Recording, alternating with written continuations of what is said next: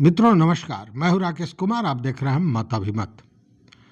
मित्रों, बिहार में भूमि सर्वे हो रहा था और इसी बीच बेतिया राज का मामला उठा। आप जानते हैं सरकार ने बज़ाब्ते विधेयक लाकर एक कानून बनाया और उस कानून के तहत बेतिया राज की सारी संपत्ति सरकार के अधीन चली गई।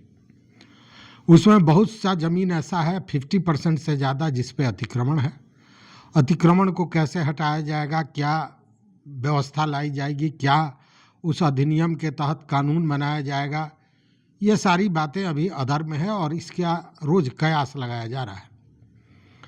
उधर यूपी में भी बेतिया राज की जो ज़मीन है उस पर अपना अतिक्रमण हटाते हुए कब्जा करने की कवायद चल रही है। लेकिन आप जानते हैं कि ये सब कुछ कर रहा है बिहार का राजस्व परिषद, और बिहार राजस्व परिषद के अध्यक्ष सह सदस्य हैं के पाठक, कड़क आईएएस पदाधिकारी जो अपनी बात के सामने किसी की सुनते नहीं हैं। जो काम है उस काम को करना है, चाहे वो जैसे भी हो, और इसीलिए उनके इस अड़ियल रवैये के लिए उनको जाना जाता है। ज़रूरत अगर पड़े तो वो सीएम की बात भी नहीं मानते हैं, और ऐसा आपने देखा होगा शिक्षा विभाग में जब थे तो इस तरह की बातें लगातार आ रही थी। फिर एक बार के पाठक और बेतिया राज सुर्खियों में है। कहने का मतलब है कि बेतिया राज की परिसंपत्ति को बिहार सरकार ने अपने अधीन करने के बाद पहली कार्रवाई शुरू की है बेतिया से ही। जी हाँ, बेतिया से बिहार सरकार ने जो बेतिया की परिसंपत्ति को अपने तहत ले लिया है उसमें कार्रवाई शुरू हो गई है। लेकिन वो कार्रवाई जो है वो सुखद है। सुखद इसलिए कि उसमें आम आदमी कहीं से परेशान होने वाला नहीं है, उल्टे प्रशासनिक व्यवस्था में एक नया योगदान उसका होने जा रहा है।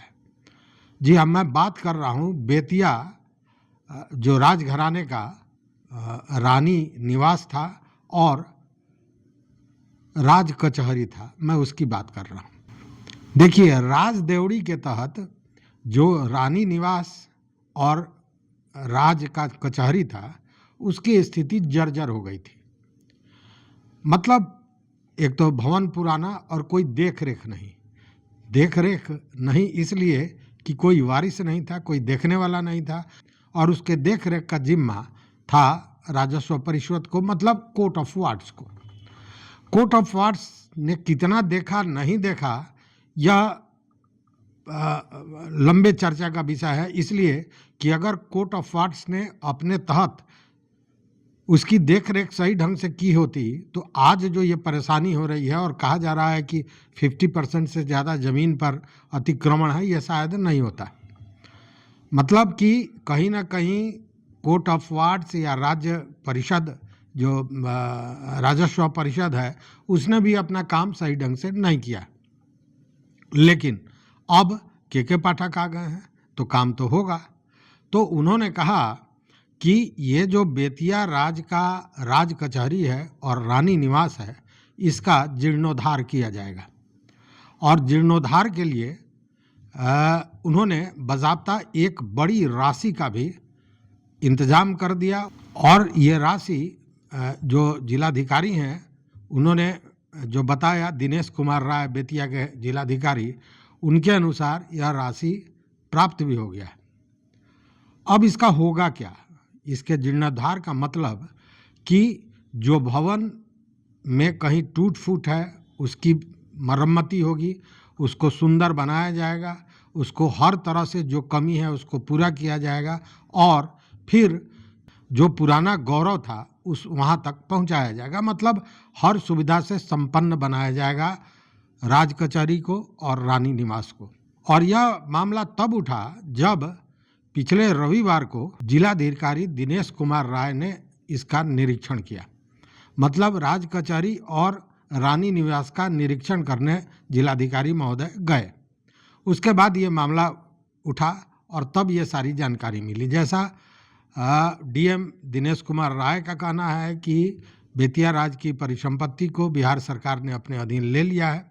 अब इसकी मरम्मती, इसका जीर्णोद्धार किया जाएगा और इसके लिए बाज़ाब्ता 1,36,00,000 की राशि आवंटित की गई है। मतलब 1,36,00,000 रुपया लगाकर इन दोनों भवनों का जीर्णोद्धार होगा, सारी सुख सुविधाओं से संपन्न किया जाएगा और फिर इसका उपयोग किस रूप में होगा यह भी समझिए। बताया ये जा रहा है कि इसका उपयोग होगा कि वहाँ जो पदाधिकारी गण हैं वो वहाँ रहेंगे और पदाधिकारी वहाँ से रहकर अपने कर्तव्यों का निर्वहन करेंगे। चूँकि आप जानते हैं कि जब ये बेतिया राज का मामला आया तो कई राजस्व, एक साथ 6 राजस्व पदाधिकारियों को के पाठक ने बेतिया भेजा था। तो और भी लोग हैं, तो जो अधिकारी हैं वो रहेंगे और काम करेंगे। उसके साथ ही बेतिया राज में जो ज़मीन है वहाँ यह भी बात हो रही है कि अधिकारियों के रहने के लिए निवास भी बनाया जाएगा और कार्यालयों का निर्माण होगा। मतलब अब उस जमीन का, जो बेतिया राज का जमीन था, उसका उपयोग सरकार करना शुरू कर दी है और इसकी शुरुआत बेतिया से की गई है। और इसीलिए के पाठक लगातार बेतिया राज का जो ज़मीन है उसको किस तरह अतिक्रमण मुक्त करना है, किस तरह उसका उपयोग करना है, इन सारी चीज़ों पर लगातार लगे हुए हैं। चाहे वो बिहार हो या यूपी हो, हर जगह उनकी नज़र है और वो इसको लेकर बहुत संजीदा है।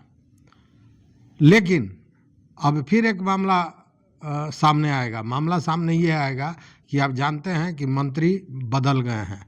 अब मंत्री दूसरे आ गए हैं। पहले दिलीप जायसवाल थे, अब सरावगी, जो संजय सरावगी हैं, वो मंत्री बनाए गए हैं राजस्व एवं भूमि सुधार विभाग के।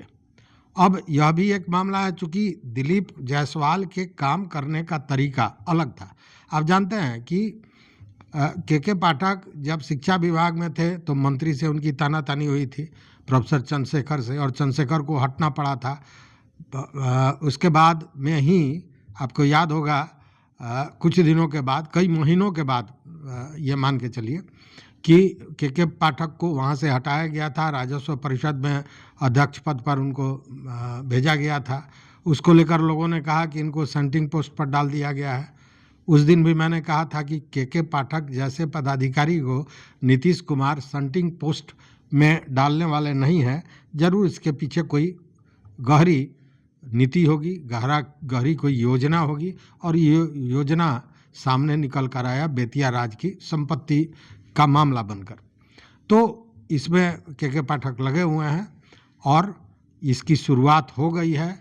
चंद दिनों में, अब लंबा समय नहीं है, चंद दिनों में जो विधेयक बना है उसका नियमावली भी आ जाएगा, जो अंतिम चरण में है।